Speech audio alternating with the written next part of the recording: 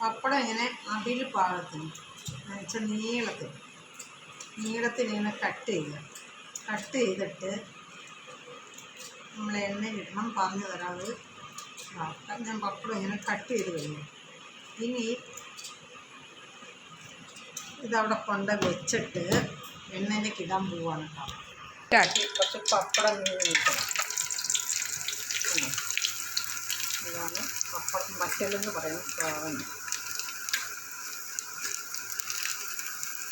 ഇളക്കി കൊടുക്കണം. ഇളക്കി കൊടുത്തിട്ട് പപ്പടം ഇതൊക്കെ മുരിയാതെ ഇരിക്കും.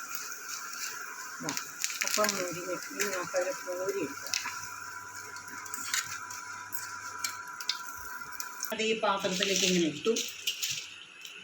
പിന്നെ പാത്രം ചേർക്കണം. അപ്പം നമുക്ക് ഈ പാത്രത്തിലേക്ക് ഇട്ടിട്ട് ഇതിൻ്റെ അകത്തൊരു സൂത്രപ്പണിയുണ്ട്. മുളക് പൊടിയല്ലേ, ഈ മുളക് പൊടി കുറച്ച് ഇതിലേക്ക് ഇങ്ങനെ തൂളി ഇട്ടാലുണ്ടല്ലോ നല്ല അടിപൊളി പപ്പടം പറ്റില്ലാവും.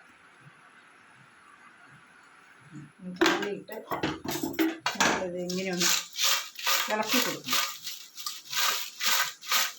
നിങ്ങളാരെങ്കിലും ഇങ്ങനെ പപ്പട വറ്റൽ ഉണ്ടാക്കിയിട്ടുണ്ടാകും.